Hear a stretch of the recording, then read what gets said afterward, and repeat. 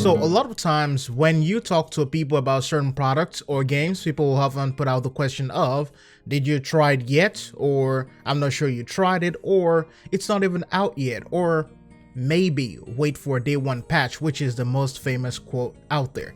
And I'm not gonna lie, I've been one of those people to say wait for day one patch. However, in 2019, it just seems like people and studios just can't seem to get it right. So Google Stadia is out, and I guess it is now time for us to talk about it. We're free to discuss our experiences, first impressions, or review, whatever you want to call it. It launched with 22 games instead of 12. They made those changes because Microsoft announced Project xCloud. Google Stadia looks good on paper, but it has some major issues. It is not something new either. A lot of us already suspected or predicted this type of issues. It's cloud gaming, for Christ's sake. We know what is going to happen.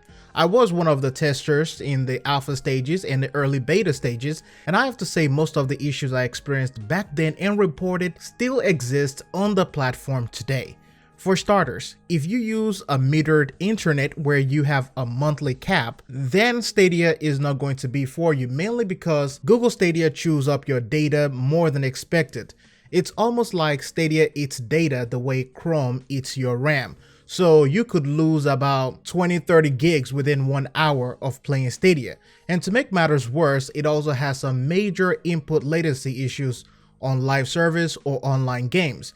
And it was a little bit quicker on single player games, but if you're playing Mortal Kombat, Destiny 2, then you're going to be expecting some crazy delays. And I'm saying this because my internet runs at 400 megabits per second download and 40 megs upload. If this isn't enough, then I don't know what to say, because Google Stadia might as well just put you must have 1 gig internet on there, because it's not working at 400 megs. The last time I played the test was in September. They only changed a few things, and those issues still exist on Stadia right now, even on today's launch. I remember filling out complaints back then about Stadia taking a long time to load games, and they said they were going to pass the report on to the appropriate parties, but those issues still exist. And to make matters worse, Google decided to come out with the most stupid marketing idea ever. It's called gender neutral controllers, as if real gamers cared about the colors of their controllers. Walmart and Target and Amazon, they've been selling controllers with different colors for years, and you even have Colorware, which has a way for you to send in your controllers or buy one from them and use different colors as you please. Of all the gender neutral things that you could ever ask for, Google apparently thinks a controller is the most important thing. I mean, who would ever think about that?